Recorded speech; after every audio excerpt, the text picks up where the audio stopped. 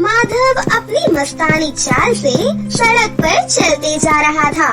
तभी उसने सामने देखा कि किसी ने रोड पर केले का छिलका फेंका हुआ है। वो तभी आगे बढ़ा और उस छिलके को उठाया और पास के ही एक डस्टबिन में उसे डाल दिया। फिर वो थोड़ा और आगे चला तो फिर से उसे एक और केले का छिलका मिला। उसने वो भी उठाकर डस्टबिन में डाल दिया।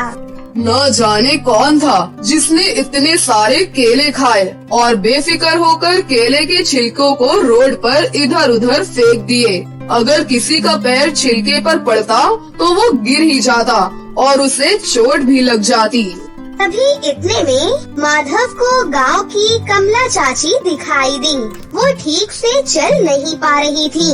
क्या हुआ चाची, आपके पैरों में कोई चोट लगी है क्या? क्या बताऊं बेटा, किसी शरारती बच्चे ने मेरी लाठी गायब कर दी। बुढ़ापे में ठीक से चला नहीं जाता और नजर भी कमजोर हो गई है। बिना किसी सहारे के मैं केले के छिलके पर फिसल कर गिर पड़ी। बुढ़ापा तो दुखदायक होता ही है। आइए मैं आपकी मदद करता हूँ। आप मेरे कंधे का सहारा ले लीजिए, मैं आपको घर तक पहुँचा दूंगा और आप चिंता मत करें, मैं आपके लिए एक मजबूत लाठी भी ला कर दूंगा। फिर माधव चाची को अपने कंधे का सहारा देकर चलने लगा। बेटा जीते रहो, तुम यहाँ हो तो तुम्हें किसी काम का कोई नुकसान तो नहीं हो रहा है ना? नहीं चाची, मुझे किसी भी काम का कोई नुकसान नहीं हो रहा है। अपनी चाची को उनके घर पर पहुंचा रहा हूँ। इससे बढ़कर कौन सा काम हो सकता है मेरे लिए। कमला चाची का घर आ गया और माधव ने उन्हें उनकी खाट पर बिठा दिया और फिर वो वहाँ से दौड़कर अपने घर पर गया और फिर एक अच्छी सी लाठी लाकर चाची को दे दिया। चाची यही सही लाठी है, रख लीजिए अपने पास, अब इसे खोइएगा मत। कमला चाची की उदास चेहरे पर मुस्कान आने लगी और उनके हाथ माधव को आशीर्वाद देने के लिए उठ गए। माधव की एक 10 साल की बेटी भी थी जिसका नाम अंजलि था। वो स्कूल से आ रही थी, तभी उसे रास्ते में एक नदी दिखाई दी। वो जब उस नदी के पास पहुंची तो उसको प्यास लगने लगी और फिर वो नदी के किनारे पहुंच गई और बैठकर पानी पीने लगी। पानी पीने के बाद जब वो वहाँ बैठकर नदी के विशाल पानी को देख रही थी, तभी उसकी नजर पानी में तैरती हुई किसी चीज पर गई। वो चीज पानी में बहते बहते अंजलि की तरफ ही आ रही थी। थोड़ा और नजदीक आने पर अंजलि को पता चला कि ये तो केले का एक छोटा सा पौधा था। अरे मैं तो बहुत डर गई थी, लेकिन ये तो एक प्यारा सा केले का पौधा है। फिर अंजलि ने आगे बढ़कर उस छोटे से पौधे को उठा लिया और उसे लेकर अपने घर की ओर चल दी। अंजलि पौधे को अपने घर के पास जमीन में लगाने जा रही थी, तभी उसके पड़ोस की लड़की रूपा ने उसे आवाज दी। अंजलि, इस जगह पर तुम अपना केले का पेड़ मत लगाओ, क्योंकि ये जगह तो हमारी है। अरे रूपा, ये तो मामूली केले का पेड़ है, इसमें जब केले आएंगे तो हम सब मिलकर खाएंगे। तभी अंदर से रूपा की माँ आती है और वो बोलती है, अरे अंजलि, तूने सुना नहीं, रूपा ने क्या कहा कि ये हमारी जगह है और तो यहाँ पर पेड़ नहीं लगा सकती और हमें कोई फल वल नहीं चाहिए, समझी तू? चल अब जा यहाँ से, बड़ी आई पेड़ लगाने वाली। ठीक है, अगर तुम्हें यहाँ पसंद नहीं है तो कोई बात नहीं, मैं इसे हमारे घर के पास लगा देती हूँ। इससे आपको शायद कोई परेशानी नहीं होगी। फिर वो दोनों माँ बेटी मुँह टेढ़ा करके वहाँ से चली गयी और अंजलि ने अपने कुएं के पास उस पौधे को लगा दिया और कुएं से लेकर पौधे तक एक छोटी सी नाली भी बना दी, ताकि कुएं के पास गिरने वाला पानी भी केले के पेड़ तक पहुँचता रहे।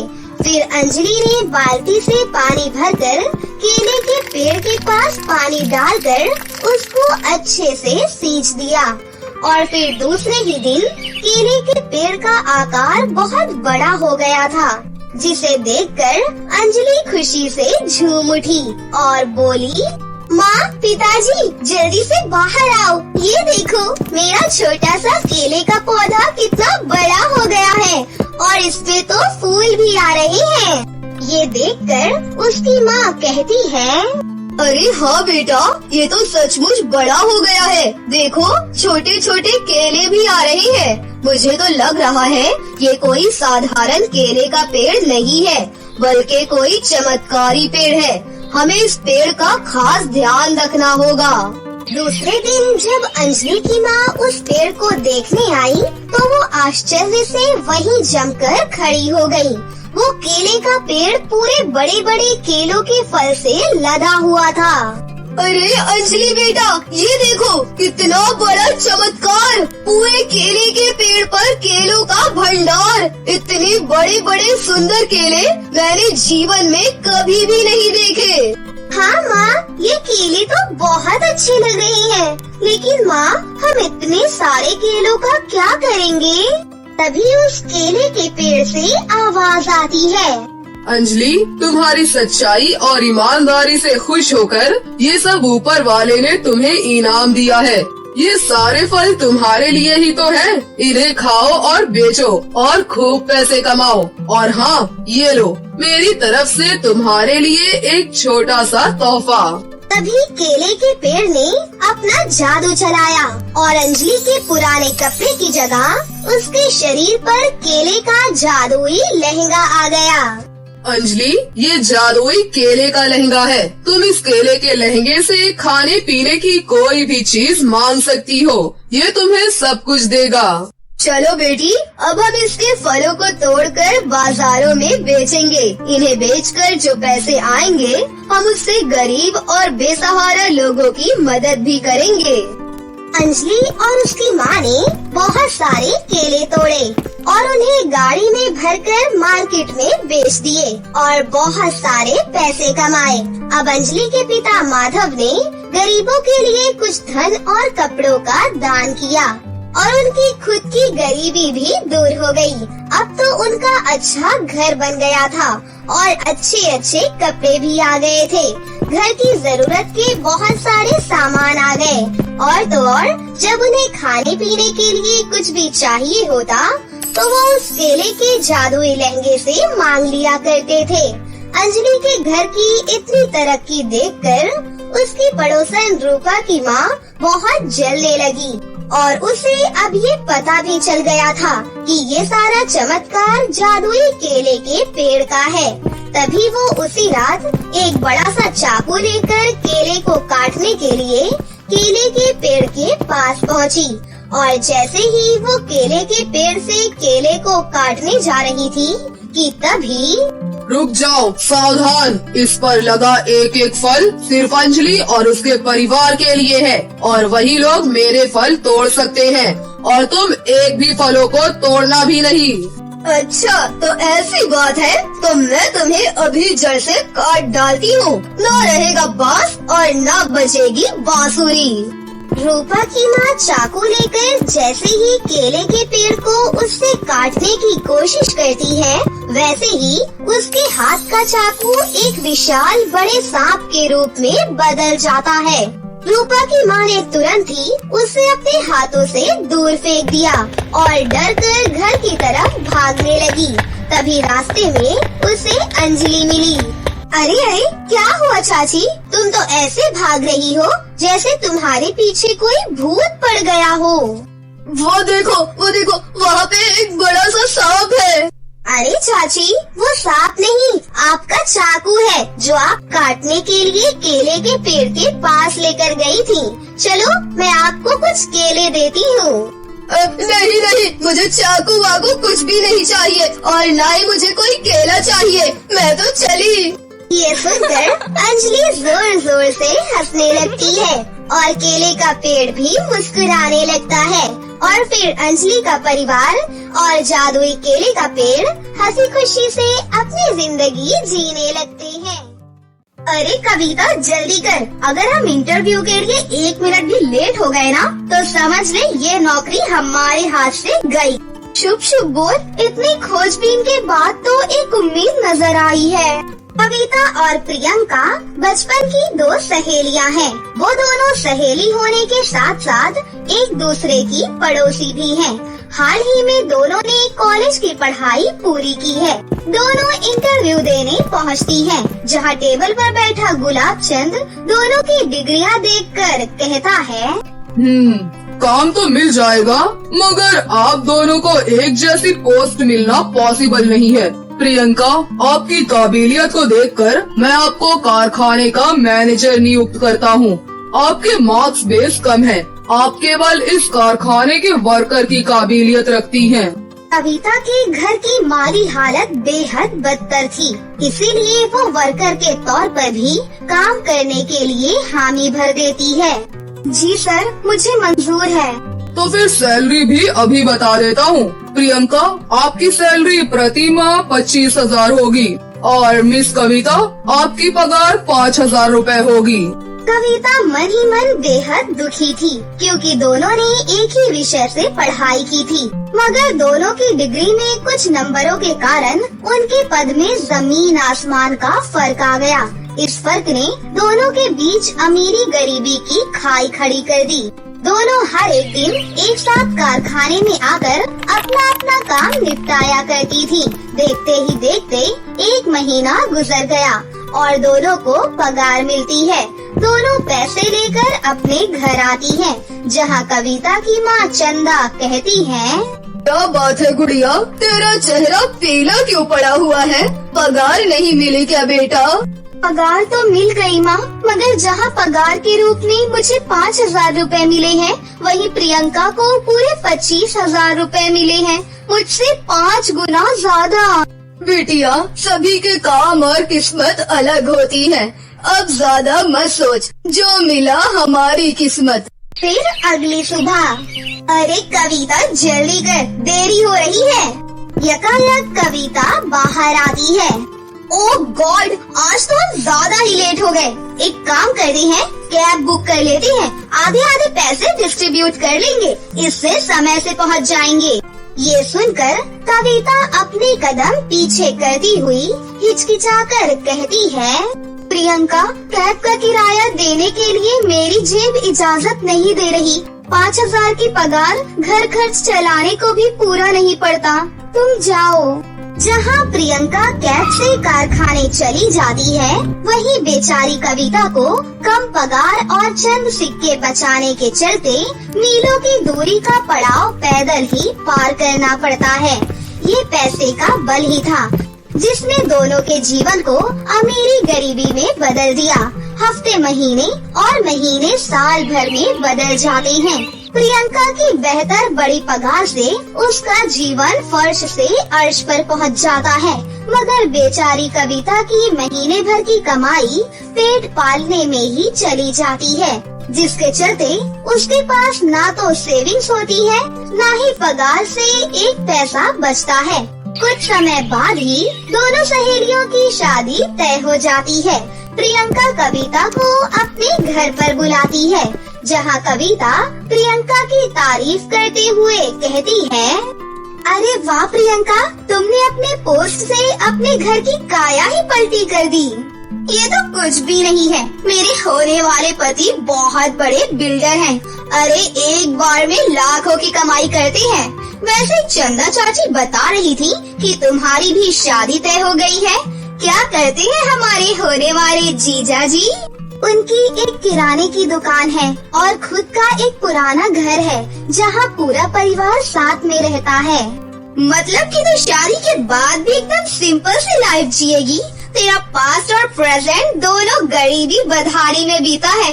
अरे कम से कम शादी तो पैसे वाले घर में कर। अरे कौन सी लड़की नहीं चाहती कि उसका पति सेटल्ड हो, मगर अमीर परिवार में बेटी की शादी के लिए अपने पास भी तो कुछ होना चाहिए। मैंने साल भर जितने पगार में काम किया, उससे परिवार चलाना भी बहुत मुश्किल था।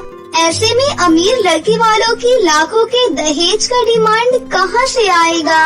गुजरते कुछ समय के साथ दोनों सहेलियों की शादी का समय पास आने लगता है। एक शाम प्रियंका कविता के घर आकर कहती है, कविता जल्दी से रेडी हो जा, फिर दोनों एक साथ शॉपिंग पर चलेंगे। शॉपिंग अभी? हाँ अभी, आज ही। अरे बुद्धू, तेरी और मेरी शादी में सिर्फ 2 दिन का समय ही बचा है। अभी से शादी की शॉपिंग करना शुरू करेंगे तो अभी शादी के दिन तक भी कुछ न कुछ छूट ही जाएगा शायद। मगर मेरे पास ज्यादा पैसे नहीं हैं। अरे तो तू थोड़ी खरीदारी कर लेना, कम से कम मुझे शादी की शॉपिंग में कंपनी देने के लिए तो चल। देख, मेरे होने वाले पति ने तो शादी से पहले ही मुझे शॉपिंग के लिए क्रेडिट कार्ड भेजा है। प्रियंका कविता को लेकर एक बड़े से महंगे मॉल में एंट्री करती है, जिसे देखकर कविता मन ही मन कहती है, ये मॉल कितना महंगा है और सामान का दाम तो मानो आसमान छू रहा है। अरे कविता, बता, शादी के बाद ये साड़ी मुझ पर कैसी लगेगी? अरे मगर ये तो बहुत महंगी है। अरे पागल, मेरे पति पैसे वाले हैं, उनका क्रेडिट कार्ड मेरे हाथों में है। ऐसी सैकड़ों साड़ी भी खरीद लूं तो भी कोई फर्क नहीं। होने वाले पति के क्रेडिट कार्ड के कारण प्रियंका बेधड़क होकर सैकड़ों महंगे सामान की शॉपिंग करके कहती है, अरे कविता, तूने तो कुछ खरीदा ही नहीं, तेरे दोनों हाथ एकदम साफ सपाट है। एक काम कर, तू मेरे शॉपिंग बैग्स का बोझ उठाने में मेरी हेल्प ही कर दे। कविता का मन रास्ते भर घंघोर गरीबी के कारण कचुट रहा था और वो कहती है, जानती हो प्रियंका, जितने पैसे से तुमने इस महंगे मॉल में शॉपिंग की है, उतने में गरीब की बेटियों का बड़े ही धूमधाम से ब्याह हो जाता। कविता, अब मैं अमीर घराने की बहू बनने वाली हूँ। जितने की मैंने शॉपिंग की है ना, उससे ज्यादा तो महंगा मेरा लहंगा है। राजीव खुद मेरा लहंगा लेकर आने वाले हैं। अगले दिन दोनों सहेलियों के ससुराल से उनके शादी के लहंगे आते हैं। पूरा गांव दोनों के लहंगों को देखकर कहता है, अरे दोनों सहेलियों की शादी एक साथ हो रही है, मगर नसीब तो देखो, जहाँ प्रियंका का लहंगा लाखों का है, वहीं बेचारी गरीब कविता का लहंगा उसकी स्वर्गवासी सास की उतरन साड़ी से बना है। नीमा, शादी विवाह किस्मत की बात है। देखना, इन दोनों अमीर गरीब सहेलियों का लहंगा आज शादी की शामिल का लिबास बदल देगा।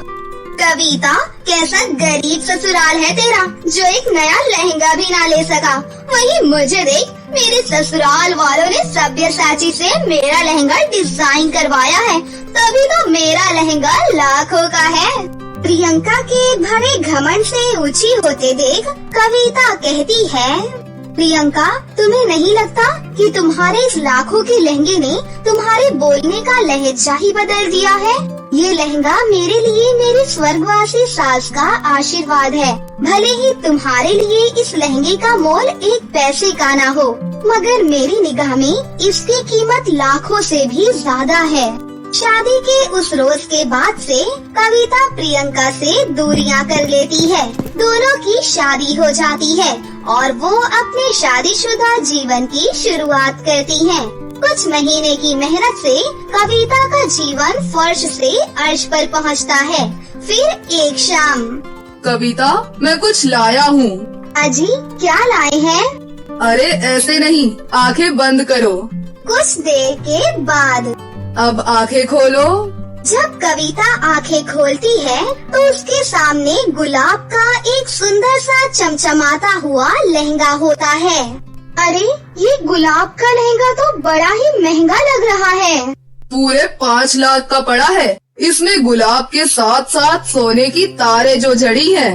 मगर इसकी जरूरत क्या है? कविता, शादी के समय मेरा बजट बेहद खराब था, इसलिए मेरे पास महंगा लहंगा खरीदने का पैसा नहीं था।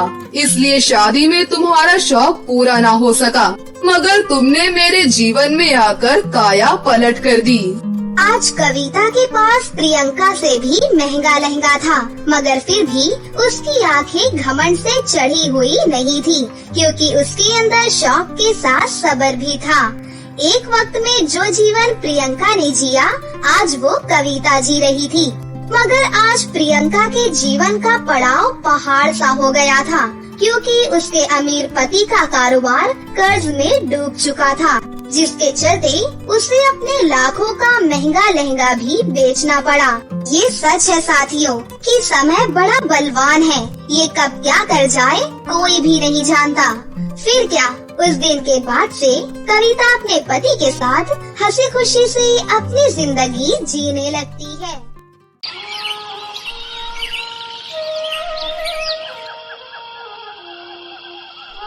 क्या कर रही है मेरी बेटी? पापा देखो ना, मैंने क्या बनाया है। अरे वाह, ये तो बहुत ही सुंदर है, पर ये है क्या बेटी? पापा, ये मैंने एक नया डिजाइन तैयार किया है। इसे चाहे साड़ी पर बनाओ चाहे चादर पर। भाई वाह, तू तो वो बन गई। वो क्या कहते हैं? अरे वो हाँ, फैशन डिजायर बन गई है मेरी बिटिया तो। पापा, डिजायर नहीं, फैशन डिजाइनर। आरती की इस बात पर रामलाल भी हंसने लगा। रामलाल अपने गांव का एक छोटा किसान था। उसके पास खेती के लिए ज्यादा जमीन नहीं थी, इसलिए उसकी आर्थिक स्थिति भी ज्यादा अच्छी नहीं थी। आरती रामलाल और प्रमीला की इकलौती बेटी थी। फिर एक दिन, ओहो, सारा दिन बस इसी में लगी रहती है। तुझे कोई और काम है कि नहीं? बस माँ, होने ही वाला है, थोड़ी देर और। ये तो तू पिछले 1 घंटे से बोल रही है। चल, खाना लगा दिया है, चल कर खा ले। अच्छा चलो, पर पापा कहाँ पर है? वो शहर गए हैं खाद और फसलों के लिए दवाई लेने। रात में जब रामलाल शहर से लौटा तो उसने देखा कि आरती उसका इंतजार कर रही थी। अरे सोई नहीं मेरी बेटी? अच्छा, जब भी आप शहर जाते हो तो क्या मैं सोती हूँ आपसे बिना मिले? नहीं ना। अब बताइए, आप मेरे लिए क्या लाए हैं शहर से? मुझे लगा कि तू मेरी चिंता में नहीं सोती है। नहीं पापा, आपकी चिंता तो है ही, मगर मैं तो ये पूछ रही थी कि आप मेरे लिए कुछ लाए हो क्या? हाँ हाँ, सबके लिए लाया हूँ। ये देखो, तुम्हारी माँ के लिए ये साड़ी, और तुम्हारे लिए तो बड़ी खास चीज लेकर आया हूँ मैं। अच्छा, तो जल्दी से दिखाओ ना पापा, क्या लाए हो आप? हाँ हाँ, लो, ये लो। इतना कहकर रामलाल ने अपने थैले से निकालकर एक बड़ी सी ड्राइंग बुक और रंगों से भरा एक डिब्बा आरती के हाथ पर रख दिया, जिसे देखकर आरती खुशी से उछल पड़ी और रामलाल के गले लग गई। आप कितने अच्छे हो पापा, सच्ची में।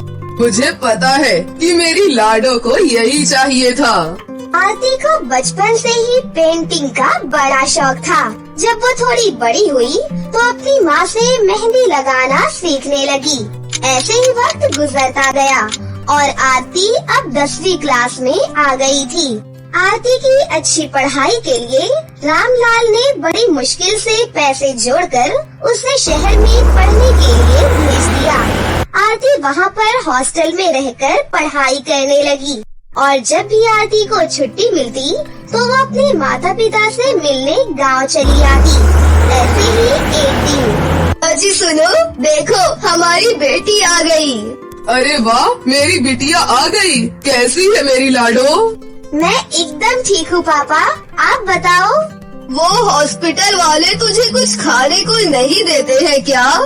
नहीं माँ, सब बढ़िया है, खाने पीने की कोई दिक्कत नहीं है।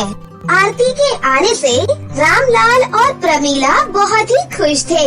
तीनों ने मिलकर खूब बातें की और फिर रात में बातें करते करते ही आरती सो गई।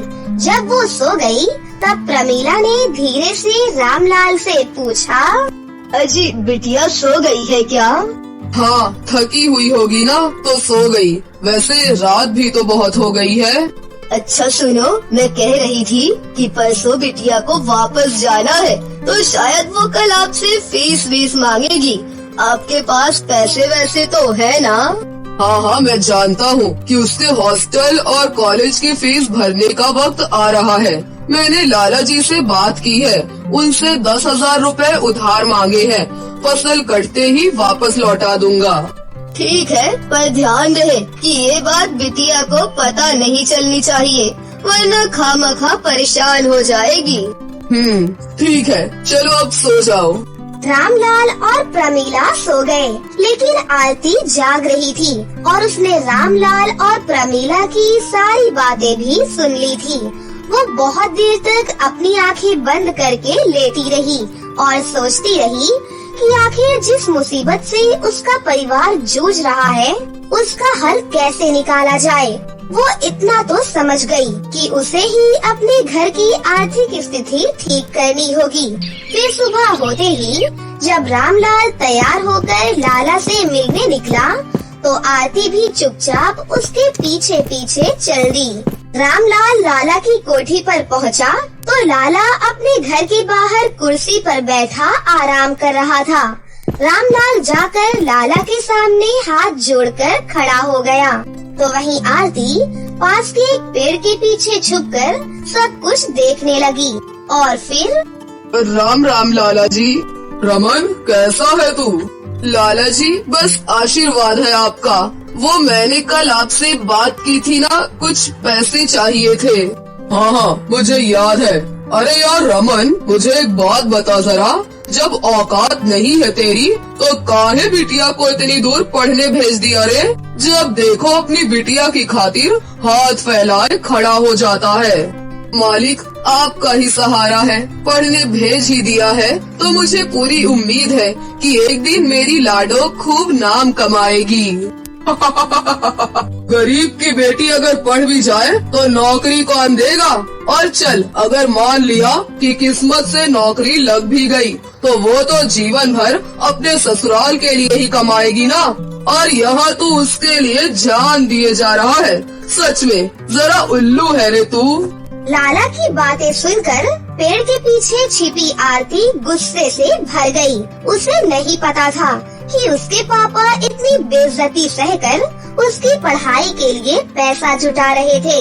इस घटना ने आरती के दिलो दिमाग पर गहरा असर छोड़ा और उसने ठान लिया कि वो बहुत मेहनत करेगी और कुछ बनकर ही दिखाएगी।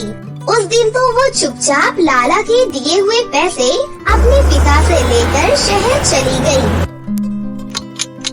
लेकिन फिर वो दिल लगाकर पढ़ाई करने लगी। कुछ वक्त बाद पढ़ाई के साथ साथ उसने शहर में एक बुटीक में पार्ट टाइम काम करना शुरू कर दिया, जहां वो डिजाइनर लहंगे बनाना सीखने लगी। गुजरते वक्त के साथ इस काम में उसका हाथ और साफ होता गया। फिर एक दिन उसे बुटीक में ही पता चला कि एक नामी फैशन कंपनी अपना फैशन शो ऑर्गेनाइज कर रही है। आरती ने उसी वक्त ठान लिया कि वो इस फैशन शो में बतौर डिजाइनर जरूर हिस्सा लेगी। लेकिन ये किसी चुनौती से कम नहीं था, क्योंकि उस फैशन शो की थीम रखी गई थी ड्रेसेस इंस्पायर्ड बाय नेचर। मुझे कुछ अलग तो करना ही होगा, कुछ ऐसा जो आज तक किसी ने ना किया हो और वो देखने में भी बहुत सुंदर लगना चाहिए। आरती डिजाइन के बारे में सोच ही रही थी कि तभी गांव से उसकी माँ का फोन आ गया। हाँ बिटिया, कैसी है तू? मैं बिल्कुल ठीक हूँ माँ, आप क्या कर रही हैं? अरे वो मैं और तेरे बाबा मंडी में आए हुए हैं। इस बार पत्ता गोभी की बड़ी अच्छी फसल हुई है। तू ना पैसे वैसों की बिल्कुल भी चिंता मत करना, ठीक है? ठीक है माँ, वैसे मैं अभी कुछ काम कर रही हूँ, तो बाद में बात करूँ क्या? तभी आरती के मन में कुछ ख्याल आया। वो फोन को फिर से अपने कान पर लगाते हुए बोली, 1 मिनट माँ, क्या कहा आपने? पत्ता गोभी? अरे हाँ, क्या बात है माँ, आपने तो बड़ा कमाल का आइडिया दे दिया मुझे। ऐसा भी क्या किया मैंने? अब जाने दो माँ, मैं आपसे कल बात करूँगी। फोन काटने के बाद आरती तुरंत ही बाजार गई और वहाँ से बड़ी बड़ी पत्ता गोभी छांट कर खरीद कर ले आई। फिर 2 दिन बाद फैशन शो में। और अब आ रही है आरती, जो न सिर्फ एक मॉडल है बल्कि अपनी ड्रेस की डिजाइनर भी वो खुद ही है। So please welcome Aarti. Announcer की बात सुनते ही सभी लोग आरती की तरफ देखने लगे, क्योंकि आरती के पास मॉडल हायर करने के लिए पैसे नहीं थे। इसीलिए उसने खुद ही अपनी ड्रेस पहनी थी। वो ड्रेस पूरी तरह से पत्ता गोभी के हरे पत्तों से बनी हुई थी। ड्रेस में पत्तों से बना हुआ एक खूबसूरत सा लहंगा था और ऊपर का टॉप भी उन्हीं हरे पत्तों से बनाया गया था। इस ड्रेस में आरती बिल्कुल एक हरी परी जैसी लग रही थी। आरती के अनोखे लहंगे को देखकर फैशन शो में मौजूद सभी लोग जोर जोर से तालियां बजाने लगे। फिर शाम को उसी फैशन शो की पार्टी में हाय आरती। हाय, मैंने आपको पहचाना नहीं। मैं एक प्रोफेशनल कॉस्ट्यूम डिजाइनर हूँ। मैं आज तुम्हारी ड्रेस से बहुत इम्प्रेस हुआ।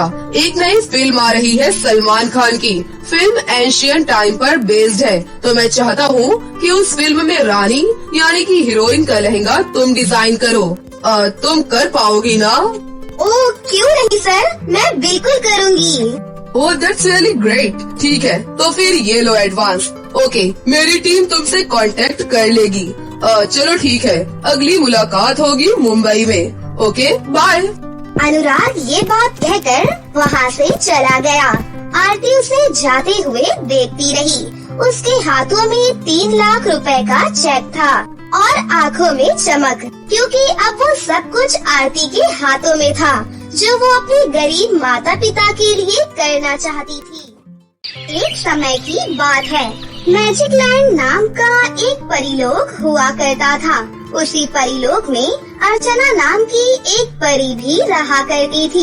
अर्चना परी अपनी 3 बेटियों के साथ वहाँ पर रहती थी। उसकी तीनों बेटियाँ अमीशा, आशी और अदिति बहुत ही चंचल थी। क्योंकि परियों के बहुत सारे दुश्मन होते हैं, इसलिए अर्चना परी हमेशा अपनी बेटियों के लिए परेशान रहा करती थी और उन्हें परिलोक से बाहर जाने से हमेशा मना करती थी। सुनो बच्चियों, मेरी बात ध्यान से सुनो। कभी भी परिलोक से बाहर मत जाना, नहीं तो तुम्हारी सारी शक्तियाँ समाप्त हो जाएंगी और तुम एक साधारण इंसान की तरह बन जाओगी। जी माँ, हम आपकी बात याद रखेंगे और कभी भी परिलोक से बाहर नहीं जाएंगे। इस तरह वो हाँ तो कह देती हैं, लेकिन उन्हें नहीं पता था कि आगे उनके साथ क्या होने वाला है।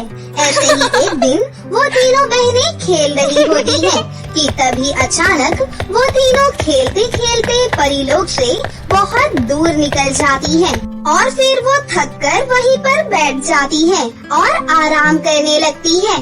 लेकिन अचानक उन्हें होश आता है और वो यहाँ वहाँ देखने लगती हैं। अरे बाप रे, ये हम लोग कहाँ पर आ गए? हाँ दीदी, ये तो परिलोक जैसा बिल्कुल भी नहीं दिख रहा है। हाँ अमीशा, माँ ने हमें मना किया था, पर हमने उनकी बातों पर ध्यान ही नहीं दिया और अब पता नहीं हम कहाँ पर आ गए हैं। फिर वो तीनों परियां अपनी शक्तियों का प्रयोग करने की कोशिश करती हैं, पर उनकी सारी शक्तियाँ गायब हो चुकी थी। इसलिए वो परेशान होकर रोना शुरू कर देती हैं। उन्हें अब कुछ भी समझ में नहीं आता है। फिर वो तीनों परियां यहाँ वहाँ चलना शुरू करती हैं और चलते चलते किसी गांव में पहुँच जाती हैं। चलते चलते उन तीनों को बहुत गर्मी होने लगी थी और तीनों को बहुत जोरों की प्यास लग जाती है। पर तभी उन्हें एक घर के सामने एक कुआं दिखाई देता है, लेकिन उन बेचारी परियों को कुएं से पानी निकालना आता ही नहीं था। फिर वो तीनों उस घर के अंदर चली जाती हैं, पर उन्हें घर के अंदर कोई भी दिखाई नहीं देता। वहीं सोफे पर फल की एक बड़ी सी टोकरी रखी थी और उन तीनों परियों को बहुत जोरों की भूख लगी होती है, इसलिए वो तीनों जल्दी से फल उठाकर खाने लगती हैं। वो फल खा ही रही थी कि तभी उस घर की मालकिन घर पर आ जाती है और उनसे गुस्से में बोलती है, अरे कौन हो तुम लोग? मेरे घर के अंदर कैसे घुसी और मुझसे बिना पूछे मेरे फल कैसे खाए? हमें माफ कर दीजिए, हमसे गलती हो गई। दरअसल हमें बहुत जोरों की भूख लगी थी, इसीलिए। देखने में तो तुम लोग राजकुमारियाँ लगती हो, फिर यहाँ वहाँ क्यों भटक रही हो? तब अदिति परी उस औरत को अपने परी होने की बात बता देती है। ये सुनकर वो औरत एक शैतानी मुस्कुराहट देती है। अरे वाह, तो तुम लोग मेरे बहुत काम आओगी। पर हमारे पास अब जादुई शक्तियाँ नहीं है। इस जगह पर आते ही हमारी सारी जादुई शक्तियाँ हमसे छीन गयीं। तब तो तुम लोग मेरे किसी काम की नहीं हो, चलो निकलो यहाँ से। कृपया करके हमें अपने पास रख लीजिए, हम लोग अब कहाँ पर जाएंगे? आप जो कहेंगी हम वो करेंगे।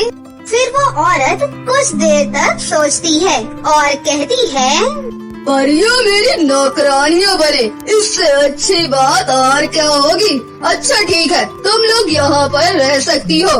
रुको, मैं बाजार जाकर तुम लोगों के लिए कुछ पुराने कपड़े लेकर आती हूँ, तब तक मेरा इंतजार करो।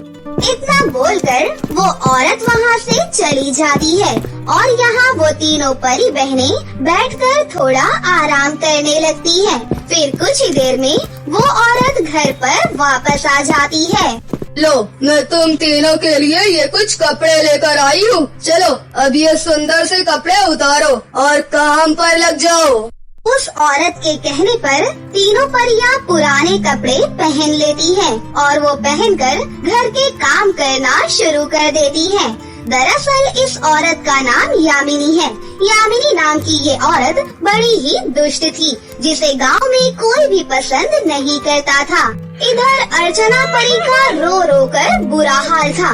वो अपनी बेटियों को ढूंढने की हर कोशिश करती है, लेकिन नाकाम हो जाती है। और उधर यामिनी का अत्याचार दिन ब दिन बढ़ता ही जा रहा था।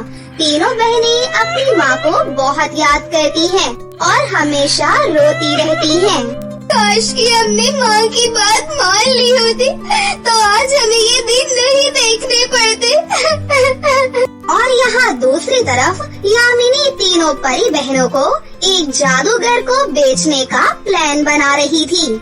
अभी के लिए मैं तुझे सिर्फ एक ही परी दूंगी। अगर तू ठीक से पैसा देगा तभी बाकी की 2 परियां दूंगी, समझा? ये ले अपने पैसे, पर बाकी की 2 परियां भी मुझे जल्दी ही चाहिए। धीरे धीरे करके पैसे लेकर यामिनी तीनों परी बहनों को उस जादूगर को सौंप देती है। फिर जादूगर उन तीनों को अपने ठिकाने पर ले जाता है।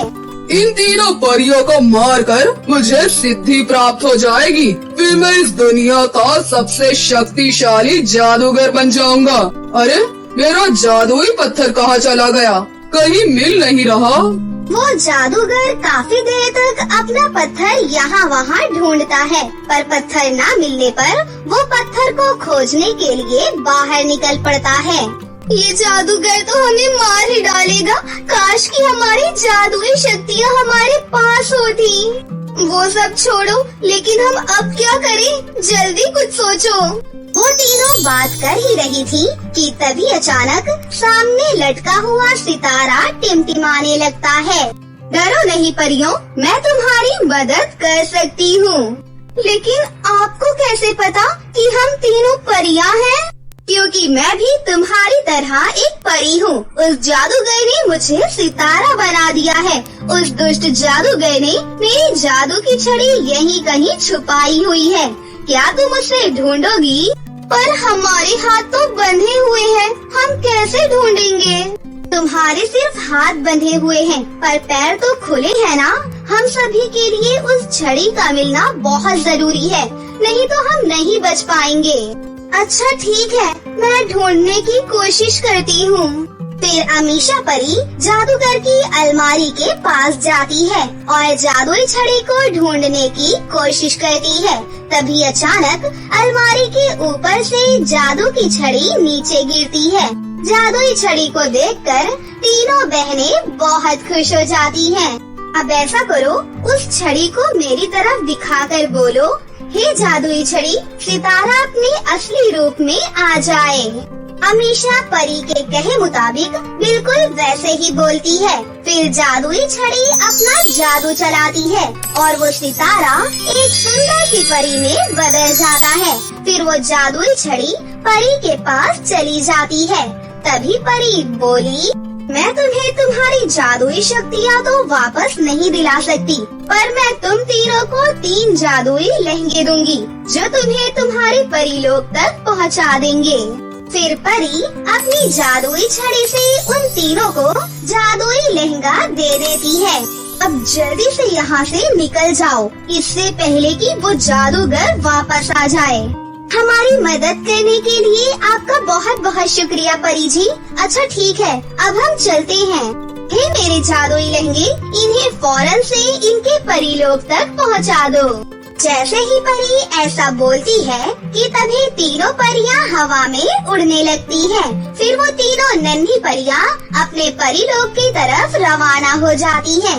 लेकिन जब वो जादूगर के घर से निकल रही थी, तभी जादूगर वहाँ पर आ जाता है और वो उन्हें देख लेता है, जिसके बाद वो उनका पीछा करने लगता है।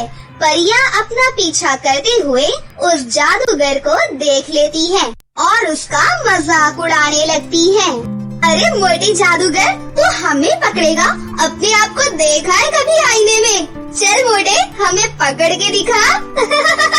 उन परियों की बात सुनकर जादूगर गुस्से से लाल हो जाता है। फिर वो परियां तेजी से उड़ना शुरू करती है और वो जादूगर को बहुत नचाती है। वो कभी इधर जाती है तो कभी उधर जाती है। साथ में जादूगर भी उनके पीछे पीछे आता है। पीछा करते करते जादूगर बहुत थक जाता है। जादूगर को थका हुआ देखकर परियां अपनी फुल स्पीड में उड़ने लगती है और आखिरकार वो अपने परीलोक में पहुंच जाती है।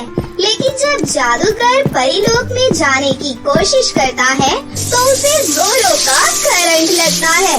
फिर वो दुम दबाकर वहाँ से भाग जाता है। उधर अर्चना परी अपनी तीनों बेटियों को देखकर बहुत खुश होती है। फिर तीनों परियां अपनी माँ के गले लग जाती हैं और उस दिन के बाद से वो लोग हंसी खुशी से अपनी जिंदगी जीने लगते हैं। शिकारापुर गांव में रहने वाले रमैया की 2 बेटियां थीं, प्रीति और काजल। प्रीति का रंग सांवला और काजल का रंग बेहद गोरा था। कुछ दिनों पहले ही उनकी दर्जी माँ की मौत हो गई थी। इस सदमे ने रमैया को इस कदर घेर लिया कि दुनियादारी से उसे कोई वास्ता नहीं रहा। ऐसे में घर की स्थिति बिल्कुल बेकार हो गई। फिर एक दिन चंदा उनके घर आती है। अरे प्रीति, क्या बात है बिटिया, तू चौखट पर क्यों बैठी है? चंदा मौसी, मुझे कुछ भी समझ में नहीं आ रहा। बापू और ज्यादा बीमार हो गए हैं। घर में खाना बनाने को कुछ भी नहीं बचा है। अब मैं क्या करूं?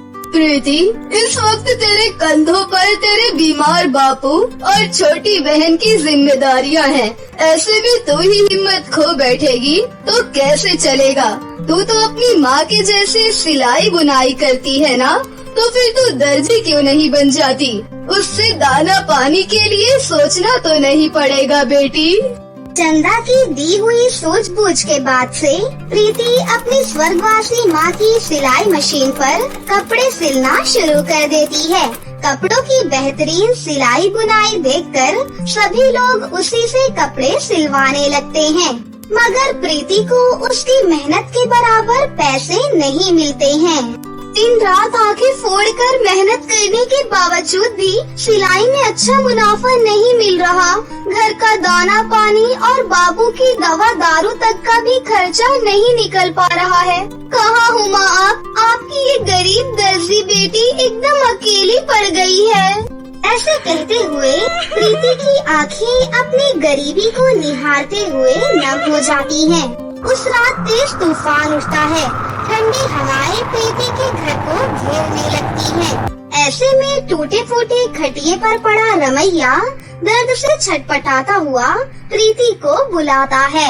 प्रीति, अरे यहाँ बेटी, आज तेरे बाबू के पास ज्यादा समय नहीं है, इधर आ जल्दी। क्या हुआ बापू, आप ऐसे क्यों कह रहे हैं? अरे बेटी, बेटी वादा कर, तू अपनी छोटी बहन को पढ़ाएगी लिखाएगी और उसके भविष्य को संवारेगी। वादा कर मुझसे। हाँ बापू, मैं वादा करती हूँ, मैं काजल को पढ़ाऊंगी और धूमधाम से उसकी शादी कराऊंगी। इसी के साथ रमैया हमेशा के लिए अपनी आंखें बंद कर लेता है और वो तूफानी रात दोनों बहनों पर बिजली बनकर गिरती है। दोनों बहनें अनाथ और बेसहारा हो जाती हैं, मगर किसी के जाने से जिंदगी कहाँ रुकती है। दीदी, पापू हमें छोड़कर कहाँ पर चले गए? वो हम बहनों को अपने साथ लेकर क्यों नहीं गए? हम वहाँ नहीं जा सकते काजल, बापू की दुनिया हमसे बहुत दूर हो गई है। अब तुम्हें अपनी दर्जी दीदी के साथ ही रहना होगा। समय बीतता है और गरीब दर्जी प्रीति अपनी बहन को स्कूल में दाखिला दिलाने के लिए दिन रात कपड़े सिलती रहती है। अरे प्रीति, मेरे कपड़े सिल दिए हैं ना? हाँ श्वेता चाची, आपके कपड़े तैयार हैं। फिर ये ले 200 रुपए। श्वेता चाची, पैसे कम हैं, 4 ब्लाउज सिलने के 400 रुपए हो गए। श्वेता बेहद ही कंजूस थी। वो प्रीति से कपड़े तो सिलवाती, मगर जब बात पैसे देने की आती तो वो अक्सर सिलाई बुनाई में नुक्स निकालकर प्रीति को कम पैसे देकर अपना पल्ला झाड़ लेती। अरे बावली हो गई है क्या प्रीति? अरे सादे ब्लाउज का दाम तो अच्छे खासे दर्जी भी 100 रुपए नहीं लेते। फिर तू तो गांव की गरीब दर्जी है, चुपचाप जो दिया है उसे रख ले, वरना फिर कभी ये श्वेता तुझसे कपड़े ना सिलवाएगी। ऐसा कहकर उसने कहीं न कहीं गरीब दर्जी प्रीति की दुखती रग पर हाथ रख दिया था। प्रीति पैसे लेने के बाद कपड़े सिलती है और पाई पाई जोड़कर काजल को स्कूल में दाखिला दिला देती है। काजल, मेरी प्यारी बहन, आज से तुम स्कूल जा रही हो। तुम्हें पढ़ लिख कर अपनी दीदी का नाम रोशन करना है। तुम ऐसा करोगी ना? हाँ दीदी, अपनी दर्जी दीदी की मेहनत जाया नहीं जाने दूंगी। मैं बहुत मेहनत करूंगी। समय बीतता है और दोनों बहनें अपने अपने हिस्से की मेहनत करती हैं। फिर कई सालों के बाद दीदी, आपकी बहन ने 12th में टॉप किया है। यकीन नहीं होता कि 10 साल बीत गए और मेरी छोटी सी बहन अब 20 बरस की हो गई है। दीदी, अब बस बहुत हुआ। अब मैं मेरी आगे की पढ़ाई अपने बलबूते पर पूरी करूंगी। अब इस छोटी बहन को अपनी जिम्मेदारी निभाने दीजिए। बरसों से ये हाथ सिलाई बुनाई कर रहे हैं, अब इन सोनी हथेलियों को सजाने की बारी है। काजल बिल्कुल सही कह रही है बेटी, अब तुझे अपनी गृहस्थी बसा लेनी चाहिए। तेरे लिए एक रिश्ता देखा था तो मैंने उन्हें आज तुझे देखने को बुलाया है। जा जल्दी से तैयार हो जा। मगर चंदा मौसी, अगर मगर कुछ नहीं दीदी, चलिए मेरे साथ। थोड़ी ही देर में लड़के वाले उनके घर पर आते हैं। प्रीति उन्हें नाश्ता कराती है। तभी लड़के की माँ यामिनी कहती है, अगर तुम्हारी मेहमान नवाजी खत्म हो गई हो तो मैं मुद्दे पर आती हूँ। देखो प्रीति, तुम्हारा सांवला रंग मेरे बेटे के साथ मेल नहीं खा रहा। मेरे अखिल को तुम्हारी छोटी बहन जच गई है। जो कि तुम्हारे घर में कोई बड़ा नहीं है तो दान दहेज का बंदोबस्त तुम देख लेना। बस 10 लाख रुपए कैश, 1.25 किलो सोना और साथ में सामान तो तुम दोगी ही। आखिर मेरे बाद मेरे बंगले कोठियों की मालकिन तुम्हारी बहन ही तो होगी। ठीक है, मुझे मंजूर है यामिनी जी। अपने पिता को दिए वादे को पूरा करने के लिए गरीब दर्जी बहन कर्ज के लिए कई द्वार खटखटाती है, मगर कोई भी उसकी मदद नहीं करता।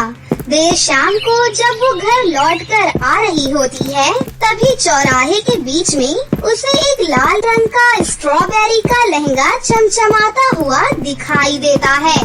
अरे, ये लहंगा तो बेश कीमती लगता है और इस पर स्ट्रॉबेरी लगी हुई है, पर ये यहाँ कैसे गिरा है? लगता है ये लहंगा ऊपर वाले ने मेरे लिए यहाँ छोड़ा है। फिर प्रीति उस लहंगे को घर ले आती है। वो अपनी बहन को रास्ते की सारी बात बताती है। इस स्ट्रॉबेरी के लाल लहंगे में एकदम अप्सरा लगेगी मेरी छोटी बहन। मगर दीदी, क्या आपने ये सोचा है कि दान दहेज के पैसे कहाँ से आएंगे? यही तो सोच रही हूँ मेरी बहन, काश इस लहंगे की तरह पैसे भी मिल जाते। प्रीति के ऐसा कहते ही लहंगे से एक सुनहरी रोशनी पूरे घर में चमक पड़ती है और लहंगा हवा में लहराते हुए अपने अंदर से 2-2 हजार के नोटों की बौछार कर देता है, जिसे देखकर गरीब दर्जी बहन की आंखें फटी की फटी रह जाती है। अरे काजल, ये तो जादुई स्ट्रॉबेरी का लहंगा है। यकायक लहंगे पर आँख, मुंह और नाक आ जाती हैं। हाँ प्रीति, मैं जादुई स्ट्रॉबेरी का लहंगा हूँ जिसे रानी परी ने पृथ्वी लोक पर भेजा है। इससे तुम्हारे घर के सारे दुख मिट जाएंगे। हे जादुई लहंगे, क्या तुम मुझे सब कुछ दे सकते हो? आजमा कर देख लो। कुछ दिनों में मेरी बहन की शादी है। मैंने लड़के वालों को दहेज में 1.25 किलो सोना देने का वादा किया है। इसी के साथ जादुई स्ट्रॉबेरी के लहंगे के मुंह से सोने के जेवर जमीन पर गिरने लगते हैं, जिसे देखकर प्रीति जादुई लहंगे का शुक्रिया अदा करती है। अरे वाह दीदी, ये जादुई स्ट्रॉबेरी का लहंगा तो बिल्कुल जिन के जैसा है। जो भी मांगो पलक झपकते ही पूरा हो जाता है। तब तो इससे आपका सांवला रूप भी संवर सकता है। जादुई स्ट्रॉबेरी के लहंगे, इस बार मुझे तुम्हारी जरूरत है। ध्यान से सुनो, क्या तुम मेरी दीदी को सुंदर बना सकते हो? हाँ, अगर प्रीति मुझे पहनकर शीशे के सामने खड़ी हो जाए। जैसे ही प्रीति जादुई स्ट्रॉबेरी के लहंगे को पहनकर शीशे के सामने खड़ी होती है, उसके सर के बाल से लेकर पैर तक एक सुनहरी प्रकाश में घुल मिल जाता है और कुछ ही देर के बाद जैसे ही वो रोशनी कम होती है, प्रीति का रूप गुलाबी जैसे खिल जाता है। अपना इतना गोरा रंग देखकर प्रीति खुशी से चहक उठती है। शुक्रिया जादुई स्ट्रॉबेरी के लहंगे, मेरे सांवले चेहरे को इतना ज्यादा सुंदर बनाने के लिए। प्रीति का बदला हुआ गोरा चेहरा देखकर पूरे गांव में उसकी खूबसूरती के चर्चे चलने लगते हैं। साथ ही प्रीति को अर्जुन नाम के एक अमीर लड़के का रिश्ता भी आता है और दोनों बहनें एक साथ दुल्हन बनती हैं। दीदी, ये जादुई स्ट्रॉबेरी का लहंगा आपकी अमानत है, इसलिए ये आपके शरीर पर ही सजेगा। बस एक आखिरी बार मेरी मदद कर दो, मुझे अपने जैसा एक सुंदर सा लहंगा दे दो। फिर जादुई लहंगे से निकली सुनहरी किरण जैसे ही काजल पर पड़ती है, वो हूबहू वैसे ही स्ट्रॉबेरी के लहंगे में सजी नजर आती है। जिसके बाद प्रीति अपने जादुई स्ट्रॉबेरी के लहंगे को पहनती है। उस पर जादुई स्ट्रॉबेरी का लहंगा हीरे के जैसा चमक रहा था। शुक्रिया जादुई स्ट्रॉबेरी के लहंगे, तुम्हारी मदद से हम गरीब दर्जी बहन ने ये दिन देखा है। हाँ, इस जादुई लहंगे ने हमारी दुविधा को मिटा दिया। इस तरह आसमान में छिटके तारों भरी उस रात में गरीब दर्जी बहनों की बारात गांव भर में जुगनू के जैसे टिमटिमा रही थी। इसके अंत में दोनों बहनों की शादी का सपना साकार हो जाता है। बहुत समय पहले की बात है। नीलपुर नामक गांव में एक परिवार में लक्ष्मी और अनुराधा नाम की देवरानी और जेठानी रहा करती थी। लक्ष्मी की बेटी का नाम नैना था, तो वही अनुराधा की बेटी का नाम काजोल था। अनुराधा की बेटी काजोल दिखने में बहुत ही सुंदर थी और वही लक्ष्मी की बेटी नैना का रंग बहुत ही सांवला था। लेकिन दोनों ही अपनी अपनी बेटियों से बहुत प्यार करती थी। लक्ष्मी के पति का स्वर्गवास बहुत पहले हो चुका था, इसलिए लक्ष्मी दूसरों के घर पर झाड़ू पोछा का काम किया करती थी। फिर भी लक्ष्मी ने अपनी बेटी की हर इच्छा पूरी की और उसे सारी खुशियाँ देने की पूरी कोशिश की, लेकिन समय को कुछ और ही मंजूर था। एक दिन लक्ष्मी जब सीढ़ियों से उतर रही थी, तभी अचानक लक्ष्मी का पैर फिसल गया और उसके सर पर गहरी चोट लगने की वजह से उसकी वहीं पर मौत हो गई। माँ के चले जाने की खबर सुनकर नैना बहुत रोती है, तो वहीं दूसरी ओर अनुराधा अब अपना असली रूप दिखाने लगी। चल अब उठ, कब तक अपनी मरी हुई माँ को याद करती रहेगी? घर में बहुत सारा काम पड़ा है, वो कर। लेकिन ताई जी, मैं तो बहुत छोटी हूँ और मुझे घर का काम भी नहीं करना आता। आप मुझे कुछ और काम दे दीजिए। मुझे कुछ भी नहीं पता। जाकर घर का सारा काम कर। ज्यादा जबान चलाई तो घर से धक्के मार कर बाहर निकाल दूंगी। फिर बेचारी नैना किसी तरह पूरे घर का काम खत्म करके अपने रूम में वापस आती है और बैठकर आराम करने लगती है।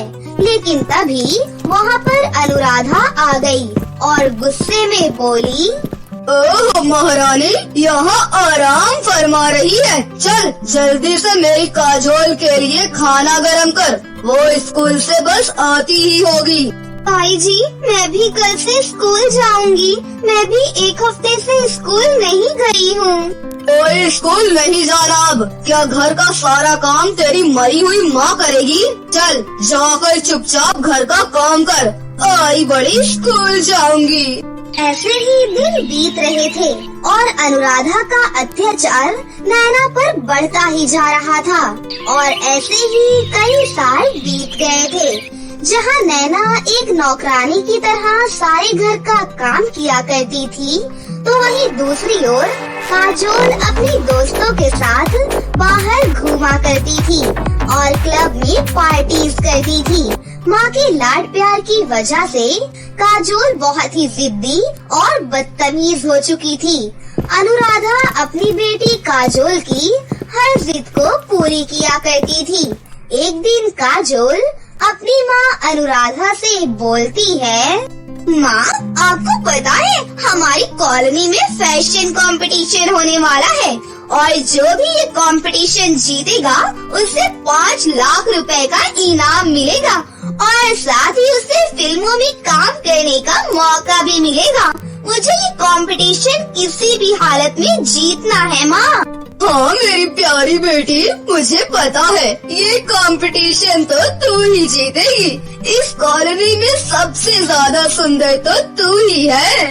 पर माँ, मुझे इस कंपटीशन को जीतने के लिए ब्रांडेड लहंगा और एक महंगी सी सैंडल भी चाहिए। मैं इस कॉलोनी में सबसे ज्यादा सुंदर दिखना चाहती हूँ। क्यों नहीं मेरी प्यारी बेटी, मैं तुझे सबसे महंगा लहंगा खरीद कर दूंगी। वहीं दूर खड़ी नैना उन दोनों की बातें सुन रही थी। फैशन कंपटीशन की बात सुनकर नैना से रहा नहीं गया और वो अनुराधा से बोलती है, ताई जी, और मैं भी फैशन कंपटीशन में हिस्सा लेना चाहती हूँ। क्या आप मुझे भी एक सस्ता सा लहंगा दिला देंगी? अगर तू ये मनहूस सा चेहरा लेकर उस कंपटीशन में जाएगी तो मेरी बेटी वैसे ही हार जाएगी। इसलिए तू घर से बाहर कदम भी नहीं रखेगी, समझी? अनुराधा की कड़वी बातें सुनकर बेचारी नैना अपने कमरे में चली गई और मन ही मन सोचने लगी, क्यों ना मैं अपने हाथों से एक लहंगा ही सिल लूं। मेरी माँ की गुलाबी साड़ी रखी हुई है, उसी साड़ी से मैं अपने लिए एक लहंगा तैयार करूँगी। ऐसा सोचकर नैना ने अपनी माँ की पुरानी सिलाई मशीन निकाली और उस पर सिलाई करने लगी और दिन रात एक करके उसने आखिरकार अपने लिए एक सुंदर सा लहंगा तैयार कर लिया। अरे वाह, लहंगा तो सच में बहुत सुंदर बना है। चलो अब जाकर मैं घर के काम भी खत्म कर लेती हूँ। इतना बोलकर नैना वहाँ से चली जाती है कि तभी काजोल उसके कमरे में आ गई और इतना सुंदर लहंगा देखकर काजोल ईर्ष्या से जलते हुए बोली, अरे बाप रे, इसका लहंगा तो मेरे लहंगे से भी बहुत ज्यादा सुंदर है। अब मुझे कुछ न कुछ तो करना ही पड़ेगा, नहीं तो ये चुड़ैल फैशन कंपटीशन जीत जाएगी। कि तभी काजोल के मन में एक शैतानी आइडिया आता है और फिर काजोल रात को नैना के सो जाने के बाद चोरी चुपके उसके कमरे में चली गई और उसका लहंगा चुराकर घर के पीछे वाले मैदान में ले जाकर उसे जला दिया। जब अगली सुबह नैना उठती है तो उसने देखा कि उसका लहंगा कमरे में नहीं है। वो घबराकर अपने लहंगे को इधर उधर ढूंढने लगी। तभी वहाँ पर काजोल आई और बोली, अरे नैना, क्या हुआ? तुम क्या ढूंढ रही हो? वो दरअसल मेरा लहंगा नहीं मिल रहा। मैंने बड़ी मुश्किल से सिलकर उसे तैयार किया था। क्या तुमने मेरा लहंगा कहीं पर देखा है? अच्छा, वो लहंगा, उसे तो मैंने जला दिया। तो मेरी बराबरी करने चली थी ना? अब देखती हूँ तो कंपटीशन में कैसे हिस्सा लेती है। इतना बोलकर काजोल हंसते हुए वहाँ से चली जाती है। काजोल की ये बात सुनकर नैना बहुत उदास हो जाती है और गांव की नदी के किनारे जाकर जोर जोर से रोने लगती है। ऊपर वाले, मैं क्या करूं? इतनी मेहनत से मैंने अपनी माँ की साड़ी से लहंगा तैयार किया था, लेकिन काजोल ने वो भी जला दिया। अब मैं फैशन कंपटीशन में हिस्सा नहीं ले पाऊंगी। ये कहते हुए नैना जोर जोर से रोने लगी। तभी वहाँ से एक सुंदर सी परी गुजर रही होती है। नैना की आवाज सुनकर परी बोली, अरे ये बेचारी बहुत दुखी लग रही है, मुझे जाकर उसकी मदद करनी चाहिए। एक परी को अपने सामने देखकर नैना चौंक गई। कहीं मैं कोई सपना तो नहीं देख रही हूँ? आप एक परी ही हो ना? हाँ बेटा, पर तुम यहाँ बैठकर रो क्यों रही हो? क्या बात है, तुम मुझे बताओ। फिर नैना ने रोते हुए परी को अपनी सारी बात बताई, जिसे सुनकर परी ने कहा, ये तो बहुत ही बुरा हुआ, लेकिन कोई बात नहीं, मैं तुम्हें एक जादुई लहंगा देती हूँ। कंपटीशन को जीतने के लिए तुम्हें कोई यूनिक लहंगा चाहिए होगा, इसलिए ये लो, जादुई लाल गाजर का लहंगा। इस लहंगे से तुम फैशन कंपटीशन आराम से जीत पाओगी। इतना सुंदर लहंगा देखकर नैना परी का धन्यवाद करती है और फिर परी वहाँ से चली जाती है। यहाँ नैना जादुई लाल गाजर का लहंगा लेकर घर पर पहुँच जाती है और जैसे ही उसने वो लाल गाजर का लहंगा पहना तो वो बहुत ही ज्यादा सुंदर हो गई। तभी काजोल भी उसके कमरे में आ जाती है और नैना का गोरा रंग और इतना सुंदर लाल गाजर का लहंगा देखकर वो चौंक जाती है। अरे नैना, तुम इतना सुंदर लहंगा कहाँ से लेकर आई हो? ये लहंगा तो मुझे एक परी ने दिया है और ये एक जादुई लाल गाजर का लहंगा है। फिर काजोल अपने मन में सोचने लगती है, अगर मैं इस लहंगे को चुरा लूं तो मैं नैना से भी ज्यादा सुंदर दिखने लगूंगी और मैं ये कंपटीशन भी जीत जाऊंगी। काजोल ने मौका देखकर वो लहंगा चुरा लिया और अपने कमरे में ले जाकर बोली, ये देखो माँ, मैं उस नैना का जादुई लाल गाजर का लहंगा चुरा कर ले आई हूँ। अब तो मैं ही जीतूंगी और वो 5 लाख रुपए भी मेरे होंगे।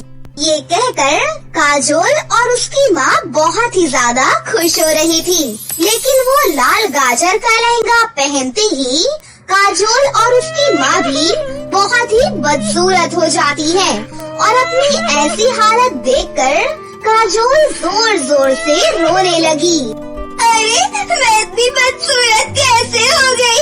अब मैं कंपटीशन कैसे जीतूंगी? ये कहकर काजोल रोए जा रही थी। तभी जादुई गाजर के लहंगे में से आवाज आती है, ये तुम्हारे कर्मों की सजा है। तुम दोनों ने बेचारी नैना पर बहुत ही ज्यादा अत्याचार किए हैं, इसलिए तुम दोनों हमेशा ऐसी ही रहोगी। फिर काजोल गुस्से में जादुई लाल गाजर के लहंगे को उतार कर फेंक देती है और अपने किए पर बहुत पछताती है। वहीं दूसरी ओर नैना को उसका जादुई लहंगा फिर से मिल जाता है और वो उसे पहन लेती है, जिसके बाद नैना जादुई लाल गाजर के लहंगे के जादू से वो फैशन कंपटीशन जीत जाती है और साथ ही साथ उसे 5 लाख रुपए का इनाम भी मिल जाता है। और अब नैना एक हीरोइन बनकर हंसी खुशी से अपनी आगे की जिंदगी जीने लगती है।